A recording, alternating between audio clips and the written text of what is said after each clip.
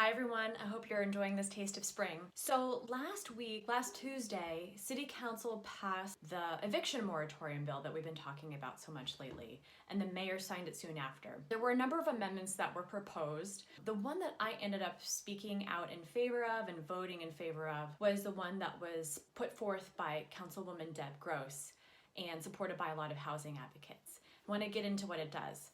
One is it creates another process that a property owner would have to go through before filing an eviction. Basically, they would have to go to the city's Commission on Human Relations, which is working to set up policies and how this would be enacted prior to filing an eviction against a tenant in courts.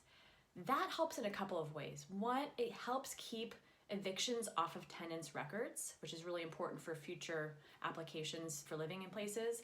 And two, we know that there are some cases where people have been hit with an eviction notice and then they vacate their homes prior to even someone informing them that they have the right to appeal. So the second thing it does is it flips the burden of proof. Instead of tenants having to prove why they shouldn't be evicted, it makes the property owner prove why their eviction should be allowed. And that's really important too. So thanks to, like I said, Councilwoman Deb Gross, Assistant Chief Lindsay Powell from the Mayor's Office, and I think most importantly, all the organizers and activists who have been working this entire year to keep people in their homes during the pandemic, many of whom have also worked for years and even decades prior to this. Now, I consider this to be a matter of public health. We're in a pandemic. People should not be kicked out of their homes during a pandemic. I know that a lot of different people have taken a financial hit during this time, and some small landlords probably have too. I know that they have.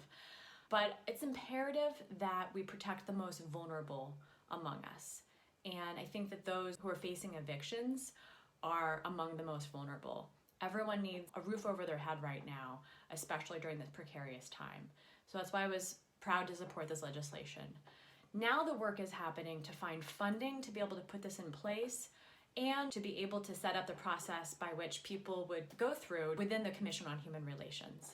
The other thing that is happening is communicating with the magistrates' offices to make sure that they know about this policy and that they're sending these cases over to us. And also creating a frequently asked questions kind of booklet so that people know their rights, people know what the process is, and that it's very clear. So all those things are starting to happen. Thanks for tuning in to Council Updates, and I'll see you next time.